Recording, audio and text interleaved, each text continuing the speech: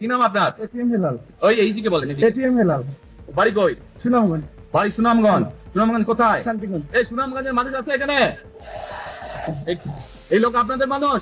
আচ্ছা, এখন বলেন কবে গেছিলেন আপনি? হজ না উমরা গেছিলেন? উমরাতে গেছি 16-তে, হজে গেছি 17-তে। হজ উমরাতে গেছেন 16-তে, হজে গেছেন 17। এখন আমাকে বলেন, আপনি তো উমরা হজ করে এসেছেন, যে মাইকের সামনে দাঁড়ান, আপনি কাবা শরীফে গেছেন, কাবা শরীফের মালিক কে? আল্লাহ। জোরে বলেন। আল্লাহ। কাবা শরীফের মালিক কে? আল্লাহ। আল্লাহ। আমরা মুসলমান সবাই এই দিন দুনিয়ার আমরা যে এই পৃথিবী দেখি, এই পৃথিবীর মালিক কে? আল্লাহ। এই সূর্য নক্ষত্র যা দেখি তার মালিক কে? আল্লাহ।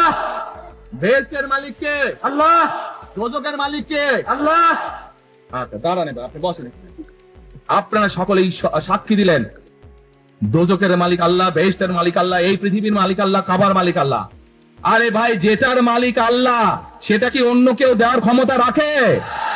রাখে না। তাহলে কি দাঁড়ালো?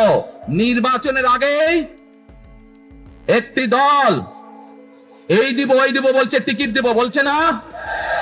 যেটার মালিক মানুষ না, সেইটার কথা যদি সে বলে এক, সেরে কি করা হচ্ছে? হচ্ছে না?